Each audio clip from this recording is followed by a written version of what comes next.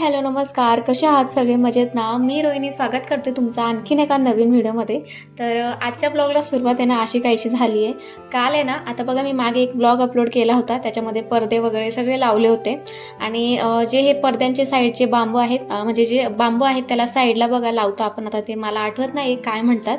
तर आम्ही ज्यावेळेस इथे राहायला आलो त्यावेळेसच ते थोडं असं खराब झालेलं होतं.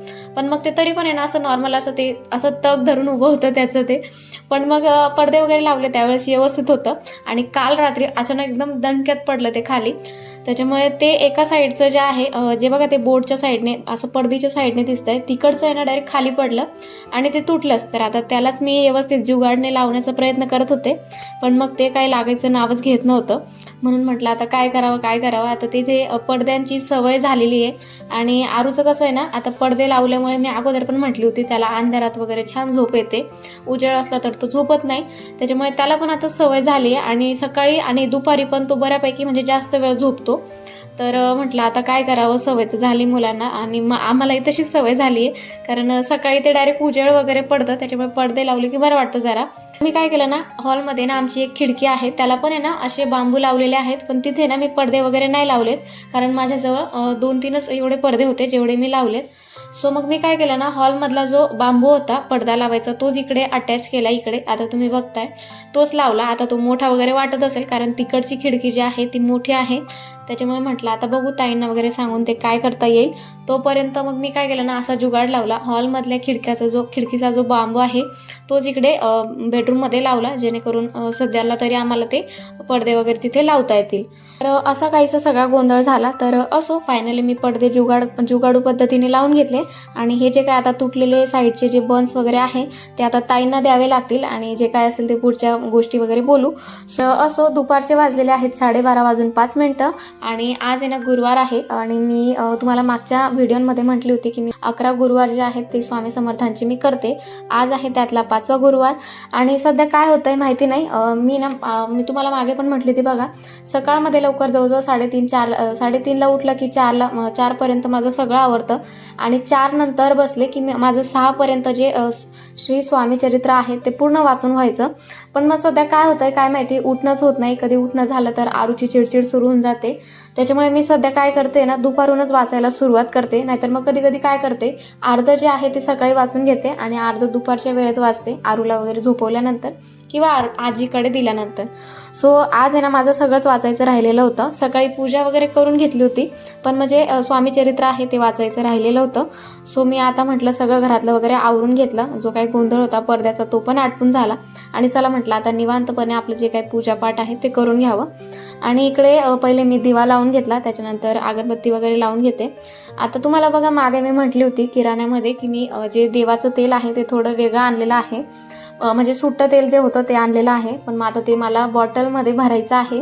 पण मग आता नॉर्मल बॉटलमध्ये आपलं जी पाणी पिण्याची बॉटल असते बघा त्याच्यात जर भरलं तर ते जे दिव्यामध्ये ओतताना आहे ना ते असं थोडं साईडला सांडेल वगैरे पडेल वगैरे. तर त्याच्यासाठी पण आहे ना मला एक ऑइल डिस्पेन्सरची बॉटल येते ती आणायची आहे. म्हणजे कसं दिव्यात प्रॉपर आपण तेल ओतायला गेलं की त्याच्यातच जाईल, खाली वगैरे इकडे तिकडे पडणार नाही. त्याच्यामुळे ती बॉटल आणायची आहे आणि सध्या तरी मी आपण जे नॉर्मल तेल वापरतो तेच वापरते दिव्यासाठी. असो दिवा अगरबत्ती लावून घेतली. त्याच्यानंतर जे स्वामी चरित्र आहे ते मी वाचन करायला सुरुवात केली आणि याचे पूर्ण जे 21 अध्याय आहे ते मी दर गुरुवारी वाचत असते आणि हे मला असं 11 गुरुवारपर्यंत करायचं आहे. आणि त्याच्यानंतर 3 माळा म्हणजे स्वामी चरित्र गुरुवारच्या दिवशी वाचायचं, त्याच्यानंतर 3 ज्या माळा आहेत ते माळा जप करायचा. तो चला आता मी ते वाचून वगैरे घेते आणि मग तुमच्याशी भेटते. तर चला आता माझं वाचून झालं आणि वाजलेले आहेत, थांबा मी लाईट बंद करते तेव्हा तुम्हाला ते दिसेल बरोबर. तर शार्प 3 वाजले. तर मला माहिती नाही मला एवढा वेळ का लागतो. आता मागच्या वेळेस पण म्हणजे ज्यावेळेस मी फर्स्ट टाइम स्टार्ट केलं होतं वाचायला वगैरे तर त्यावेळेस पण मला तसाच उशीर लागायचा आणि आता पण तसाच लागतो. तर मी एकदाच आरूच्या आजींना विचारलं होतं की म्हटलं मला एवढा वेळ काय लागतो, आणि त्यांचं आहे ना 1 तासात वाचून होतं बरं का. 1 तासात ते म्हणतात एक किंवा पाऊण तास लागतो म्हणून असं म्हटलं. त्या सुरुवात करतोय म्हटल्यावरती एक परीक्षाच घेतली जाते म्हणून. तर म्हटलं असेल परीक्षा वगैरे, त्याच्यामुळे मी पण काही सोडत नाही, वाचूनच राहते पूर्ण. तर चला वाजलेले आहेत 3. तर आता थोडं चहा वगैरे घेते, त्याच्यानंतर स्वयंपाकाला सुरुवात करते. आणि बरेच दिवस झाले आम्ही ना मंदिरात गेलो नाही आहे, त्याचं कारण मी तुम्हाला पुढे सांगतेच. तर आज फायनली आम्हाला जाऊन यायचं आहे, बरेचसे काही प्रॉब्लेम्समुळे जाणंच झालं नाही. तर आरू पण काही अजून आला नाही, मग अशी म्हटल्याप्रमाणे आजींकडेच गेला आहे. तर आता तो उठल्यानंतर खाऊन पिऊनच येईल, त्याच्यामुळे मी आता थोडं चहा घेते. आणि सध्या माझं डोकं दुखण्याचा प्रॉब्लेम काय सुरू झाला आहे मलाच कळत नाही. खूप म्हणजे ना दुपारपासून सुरू होतं आणि 3-4 नंतर तर एवढं जास्त दुखायला लागतं ना की खूप जास्त. तर त्याची पण मला आता असं वाटतं की ट्रीटमेंट घ्यावी लागेल, कारण खूप जास्त डोकं दुखायला लागलं आहे. तर म्हटलं बघू जाऊन वगैरे. आणि त्याच्यामुळे आणि आता काय होतं ना, व्हिडिओ एडिटिंग वगैरे त्याच्यामुळे वेळ खूप जास्त त्याच्यात द्यायला लागले आता मोबाईलमध्ये, त्याच्यामुळे कदाचित होत असेल असं वाटतंय. तर बघू आता हे दिवाळी वगैरे झाली की मग करून घेऊ त्याची पण ट्रीटमेंट. सो चला आता मस्तपैकी मी थोडा चहा वगैरे घेते, कारण माझं डोकं वगैरे खूप जास्त दुखतंय. थोडं बसते वगैरे, त्याच्यानंतर मग बाकीचं काय काय होतं ते पण तुमच्यासोबत शेअर करते. चला माझ्यासाठी ना इकडे चहा ठेवून दिलाय, मग अशी म्हटल्याप्रमाणे डोकं खूप जास्त दुखतंय. एक मिनिट, यांचा आवाज परत चालू झाला. चहा ठेवलाय आणि त्याच्यानंतर स्वयंपाक करून घ्यायचा आहे. इकडे माझ्याकडे मोड आलेली काय म्हणतो ना आपल्याला मूग आहेत, हे ना मी परवा रात्रीला मोड येण्यासाठी ठेवले होते. काल छान आले, त्याच्यामुळे डब्यात भरून ठेवले. आणि याची आता मी आमटी बनवून घेणार आहे. त्याच्यानंतर भात, चपाती आणि खीर नैवेद्य आपण दाखवायचं आहे त्याच्यामुळे. आणि ही जी मुगाची आमटी आहे याची रेसिपी मी तुमच्यासोबत शेअर करते. तर आता तुम्ही म्हणाल किंवा विचार कराल की आता मुगाची आमटी ही नॉर्मल आहे, आता पण प्रत्येकालाच येते असं. पण प्रत्येक भागातल्या भाज्या ह्या वेगळ्या वेगळ्या बनवल्या जातात. आता आमच्याकडे कसं म्हणजे तिकडे माझ्या आईकडे वगैरे कूट वगैरे शेंगदाण्याचं जे कूट असतं ते टाकतात, आणि प्रत्येक भागात म्हणजे बऱ्याच भाज्यांमध्ये टाकतात. पण जर आता काय आता म्हणजे आरूच्या पप्पांना कसं कूट टाकून म्हणजे शेंगदाण्याचे कूट टाकलेली भाजी त्यांना आवडत नाही. ते कधीतरी खातात, पण मग त्यांना मनापासून अजिबात आवडत नाही. तर आवाज चालू झाला असो. तर ही भाजी कशी बनवणार आहे ना मी, आपण बिना शेंगदाण्याची बनवणार आहे मी ही भाजी. तर कशी हीच तुमच्यासोबत शेअर करणार आहे. सो व्हिडिओ हा शेवटपर्यंत नक्की बघा. आणि चला आता पहिले मी चहा घेते आणि त्याच्यानंतर मी तुमच्यासोबत ही रेसिपी शेअर करते ह्या भाजी. सगळ्यात पहिले ना मी कढईमध्ये घेतलेला आहे 1.5 पळी तेल, जे की मी माझ्या मनावर खूप मोठा असा दगड ठेवून घेतलेला आहे, कारण मी पण तेलकट खात नाही आणि घरच्यांना पण बनवून वगैरे देत नाही. असो, त्याच्यानंतर त्याच्यात टाकलेली आहे मोहरी. आता तुमचं पण माझ्या मैत्रिणीसारखं असेल की भाजीमध्ये तुम्हाला मोहरी वगैरे आवडत नाही, तर त्याचं कारण सांगते. आपण ज्या वेळेस पण भाजी करायला घेतो, आपण मोहरी जी आहे ती प्रॉपर म्हणजे तिची जी प्रोसेस आहे ती होऊच देत नाही. मोहरी कधी टाकल्यानंतर पहिले तिला छान तडतडू द्यायची, देन मग नंतरची काय प्रोसेस असेल ती करायची. असो, तर मी इकडे टाकलेलं आहे थोडंसं जिरं, त्याच्यानंतर कांदा टाकलेला आहे. आता याला पण ना छान असं परतवून घेते. कांदा जो आहे तो मी इथे ना मस्त असं पिंक होईपर्यंत परतवून घेतलाय. आणि त्याच्यानंतर ना माझ्याजवळ इथे थोडं टोमॅटोची ना कटोती होती, त्याच्यामुळे घरात जेवढा अवेलेबल होता मी तेवढा टाकला. आणि तुमच्याजवळ असेल तर आवर्जून चांगला टाका. त्याच्यानंतर मी इकडे ना लसूण असं ठेचून घेतले, 4-5 लसूण पाकळ्या अशा ठेचून घेतल्या. लक्षात ठेवा आपल्याला याच्यामध्ये आलं टाकायचं नाहीये, फक्त लसूण टाकायचं आहे. आबडधोबड असा ठेचलेला लसूण टाकायचा आहे, जास्त बारीक करत बसायचं नाही, आबडधोबड कुटायचा आणि टाकायचा. आता याला पण छान असं परतवून घेते. आणि हा जो फोडणीचा वास आहे ना आरूच्या पप्पांना भयंकर आवडतो आणि मला अजिबात नाही, कारण ते वासच मला का माहिती नाही पण आवडतच नाही मला तो. असो, त्याच्यानंतर इकडे ना मी मसाले घेतलेला आहे भाजीमध्ये टाकण्यासाठी. किचन किंग मसाला घेतलेला आहे थोडासा, त्याच्यानंतर हळद, लाल चटणी आणि जो आपला वर्षभराचा साठवणीचा मसाला असतो तो घेतलेला आहे. आता मी इथे मसाले जे आहे ते थोडेच म्हणजे असे कमी कमी घेतले, कारण आरू खातो, त्याच्यामुळे मी भाजी जी आहे ती कमी तिखट करते आणि थोडेसे जे मसाले आहेत ते मी कमी कमी टाकते. त्याच्यामुळे तुमच्या गरजेनुसार तुम्ही मसाले कमी जास्त करू शकता. छान परतवून घ्यायचं. आणि तुम्हाला जर इथे थोडंसं असं करपल्यासारखं वाटत असेल मसाला, थोडंसं एक 3-4 चमचे पाणी टाकायचं आणि त्याला पण परत असं छान परतवून घ्यायचं तेल सुटेपर्यंत. आता तुम्हाला इथे एक सांगायचं आहे, जर असे मसाले वगैरे सगळं टाकल्यानंतर आहे ना जर थोडंसं त्याच्यात पाणी टाकलं ना आणि असं 2-3 मिनिटं हलवत राहिलं तर तरी जी आहे भाजीला खूप सुंदर अशी फुटते. आता तुम्ही तेल किती टाका, जास्त टाका किंवा कमी टाका, पण मग तरी जी आहे ती खूप मस्त येते, अशी फुटत नाही तरी, किती भाजीला उकळवलं वगैरे तरीही. असो, इकडे मसाला छान परततोय तोपर्यंत मी ना अगोदरच इकडे साईडला कुकरमध्ये ना जे मोड आलेले मूग आहेत त्यांच्यात एक दोन शिट्ट्या काढून घेतल्या आणि छान हे बघा अशी जे मूग आहेत ते छान शिजलेत. आणि याच्यामध्ये ना मी आता जो थोडीशी जे मूग शिजवून घेतले ते थोडंसं टाकते. आणि इकडे कुकरमध्ये बघा तुम्हाला दिसत असेल मी मूग थोडेसे जे राहू दिलेले आहेत. आता ते पुढे काय करायचं ते पण सांगते, पण अगोदर छान जी आहे ती भाजी मिक्स करून घेते. जे राहिलेले मूग आहेत त्याचं काय करायचं ते सांगते. असं मस्तपैकी कुकरमध्येच राहू द्यायचं आणि त्याच्यानंतर त्याला जे आहे मॅशरने छान असं पूर्ण मॅश करून टाकायचं. आणि हे जे विस्कर आहे ते तुम्ही असं बघताय तुटलेलं वगैरे, तर प्लीज ते इग्नोर करा, कारण आमच्या आरूने त्याला सुद्धा खेळायला घेतलं होतं आणि त्याचं जे मागचं कवर आहे तेच हरवलंय, त्याच्यामुळे मी असंच यूज करते सध्या तरी. असो तर याला छान असं आहे ना घोटून घ्यायचं. आता तुम्हाला जर वाटलं हे करायचं नसेल, मिक्सरमध्ये टाकायचं, छान मस्त दळून घ्यायचं, नाहीतर मग अशा पद्धतीने पण करू शकता तुम्ही. आता मला तर लवकर म्हणजे सगळ्या गोष्टी पटापट करायच्या असतात, त्याच्यामुळे मी अशा पद्धतीने लवकर करून टाकते.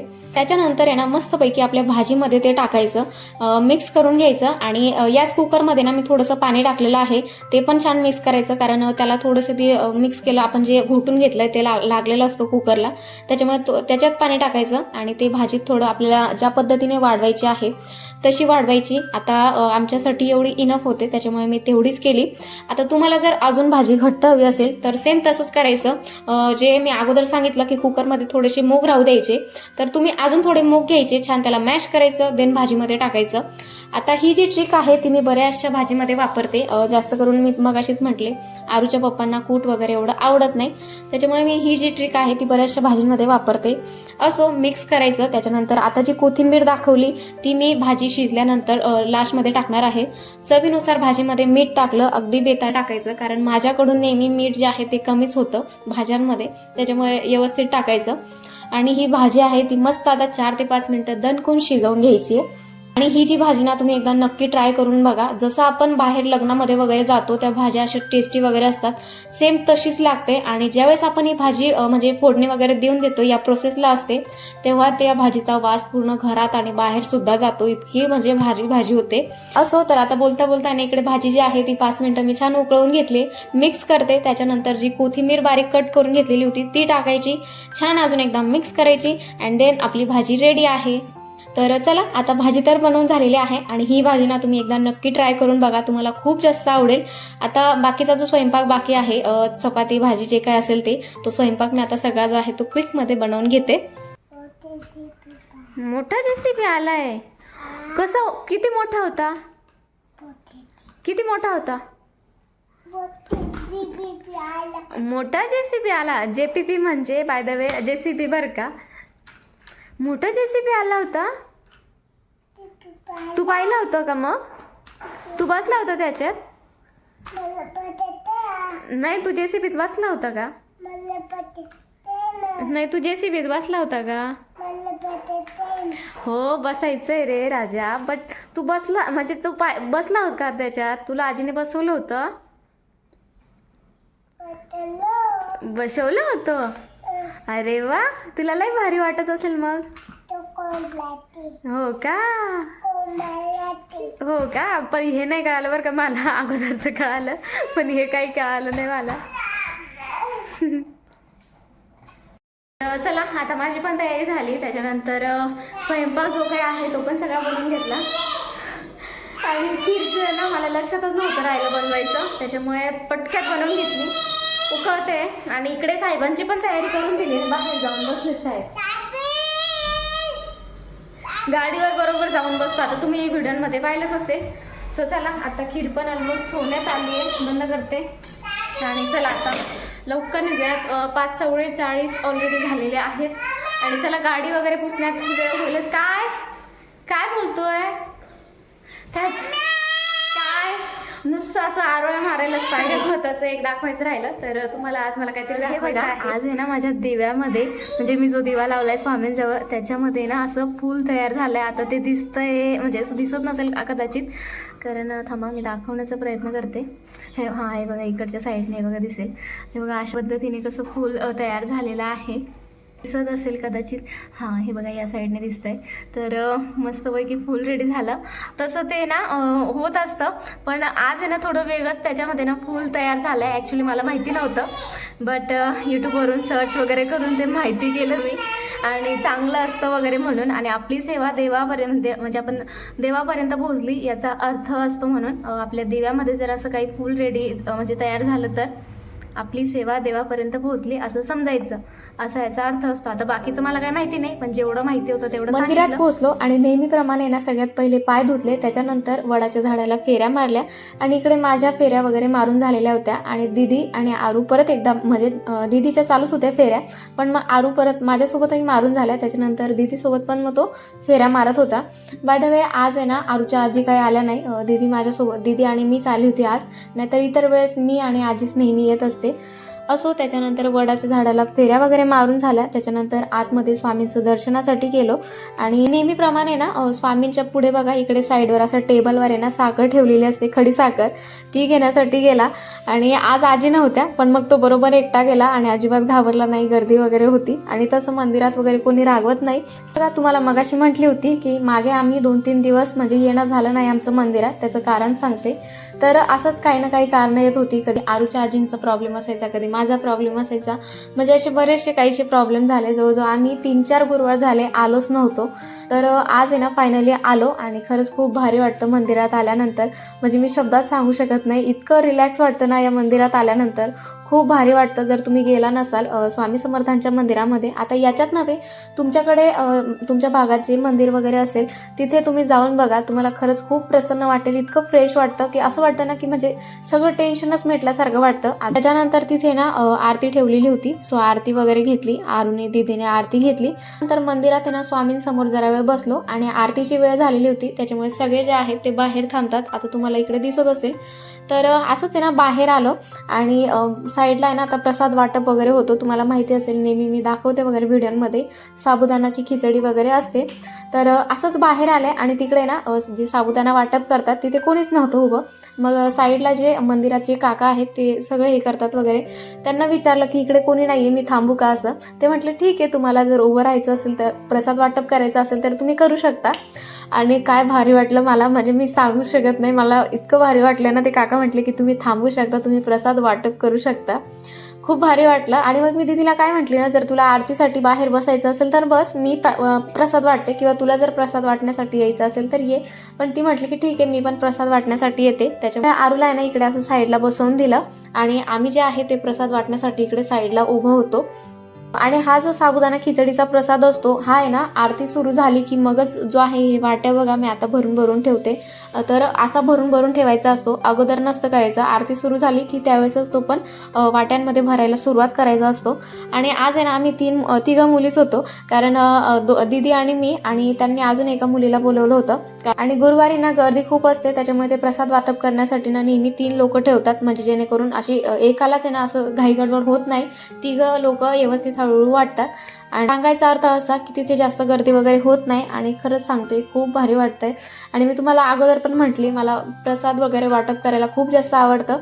आता ह्याच मंदिरात नव्हे, मला कुठेही म्हटलं ना की प्रसाद वाटप करण्यासाठी उभं राहा किंवा थांब, मला खूप जास्त आवडतं. आणि भारी वाटलं खरंच. मी मागे पण म्हटली होती की आरूच्या आजी पण म्हटल्या होत्या आणि बऱ्याच जणांकडून ऐकलेलं आहे, प्रसाद वाटप करण्याचं भाग्य हे प्रत्येकाला लाभत नसतं, हे जो नशीब वगैरे असतो त्यालाच लाभतं. आता ह्या गोष्टी मला काही माहिती नाही, पण जे मी ऐकलेलं आहे ते मी तुमच्यासोबत सांगते किंवा शेअर करते आहे. आणि तसं ना ते तिथले मंदिरातले जे काका आहेत ते पण आम्हाला मध्ये मध्ये थोडं गाईड करत होते कसं काय करायचं, कारण मी पण दुसऱ्यांवेळेसच करत होती, मला पण एवढं प्रॉपर माहिती नव्हतं, पण बऱ्यापैकी माहिती होतं. त्याच्यामुळे काही वाटलं तर मी काकांना विचारायची कसं काय करायचं. आणि खरंच त्या काकांचा स्वभाव पण खूप मस्त आहे, सगळ्या गोष्टी असं प्रेमाने सांगतात, म्हणजे असं नाही का असं झट्टापट्टा अजिबात करत नाही, व्यवस्थित सगळं सांगतात वगैरे. फायनली ना आरती संपण्या अगोदर आम्ही जो काही साबुदाणा खिचडीचा प्रसाद आहे वाट्यांमध्ये भरून ठेवला आणि त्याच्यानंतर अशा पद्धतीने जे काही वाट्या वगैरे आहे ते रचून ठेवल्यात. त्याच्यानंतर या दोघं जणी जे आहेत ते खाली ना प्रसाद आणखी जो मोठा ताट आहे त्याच्यामध्ये भरत होते, कारण मगच म्हटले होते मी गर्दी जास्त आहे आणि काका परत आले होते, म्हटले की अजून गर्दी वाढते वगैरे आहे, त्याच्यामुळे तुम्ही जे आहे खालचा जो ताट होता त्याच्यामध्ये या दोघं जणी आता भरून ठेवत होते जे काही वाट्यांमध्ये साबुदाणा आहे, जेणेकरून प्रसाद वाटताना वगैरे आमची धावपळ वगैरे होणार नाही त्याच्यामुळे. तर आरती संपली, त्याच्यानंतर प्रसाद वाटप करण्यासाठी ना सुरुवात झाली. इकडे आता मी पुढे उभी होती, त्याच्यामुळे माझ्या साईडचं संपलं होतं. आता दुसरा ताट परत वरती घ्यायचा होता, पण या दोघी ज्या आहेत त्या उरलेला म्हणजे जो अर्धा बाकीचा उरलेला होता तो वाटप करत होत्या अगोदर. त्याच्यानंतर जो आम्ही नंतर भरलेला होता तो वाटप करणार होतो. आणि खरंच मला आरूचं आहे ना आश्चर्य वाटतं. आता एवढा वेळ झाला मी प्रसाद वाटला तर घरी येईपर्यंत त्याने मला अजिबात त्रास दिला नाही. इतर वेळेस तरी तो थोडंफार असं म्हणजे बाहेर बघा ते आरतीसाठी बसली त्यावेळेस तरी तो थोडंफार त्रास देत असतो, पण आज त्याने मला अजिबात त्रास दिला नाही. एका जागेवर म्हणजे जसं आरती सुरू झाली तसा तो तिथेच बसलेला आहे. आणि आरती म्हणजे ज्यावेळेस आम्ही प्रसाद वाटप वगैरे करून घरी निघालो त्यावेळेसच मी त्याला तिथून उचललं आणि बाबांकडून बाजूला त्यांनी केळं वगैरे घेतली, 2 मस्त केळं खाल्ली. आणि खरंच अजिबात म्हणजे खरंच माझ्या मुलाने अजिबात मला त्रास दिला नाही. सगळेच लोक आहे ना त्याची नवल करत होते की कसा हा शांत बसून राहिलाय, कारण लहान मुलं कधी एका जागेवर बसून राहत नाही आणि आरू त्या दिवशी बसून राहिला. आता घरात तो बसून राहत नाही, पण इथे माहिती नाही मला आज काय झालं, त्याला एकदम शांत एका जागेवरच बसून राहिला होता, गमत वगैरे सगळं बघत होता. आता मी काय त्याची स्तुती करत नाहीये, जी रियालिटी आहे ती सांगते. आता याच्यानंतर घरी निघालो आणि आज प्रसाद वाटपमध्ये ना थोडा उशीर झालेला होता, त्याच्यामुळे घरी आले. पहिले स्वामींना नैवेद्य दाखवला आणि त्याच्यानंतर मग बाकीच्या काय गोष्टी त्या पुढे तुम्हाला सांगते. चला घरी आले, नैवेद्य ठेवला पहिले आणि त्याच्यानंतर आता जेवणाला बसतो. आणि तिथे ना दीदीचा क्लास होता ऑनलाईन, त्याच्यामुळे तिला उशीर होत होता म्हणून लवकर आलो. आणि त्या काकांनी तिथे दुसरं कुणाला तरी प्रसाद वाटप करण्यासाठी बसवलं आणि आम्ही तिथे काही खाल्ला नाही, घरी घेऊन आलो. काका म्हटले घेऊन जा घरी, सो आमचा एक वाटी आणली घरी. आणि चला आता जेवण वगैरे करून घेते आणि बाकीचं मग काय आहे ते पण सांगते. सो चला. नीलू दादाला नको मग बॉल खेळ, बॉल. अरे बसलाय, बसू दे ना त्याला तिकडे. तू तिकडे जा खेळायला, रोडला जा खेळायला. तू जा तिकडे, तिकडच्या साईडने जा तू खेळायला. अरे बसू दे ना बाळा, तो बसलाय ना जरा.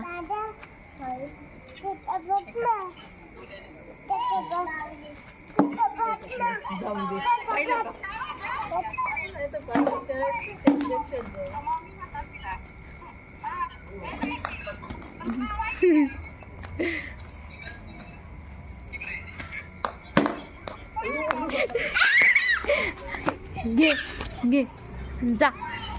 अरे हळूच मारायचा. अरे घे, पकड पकड पकड.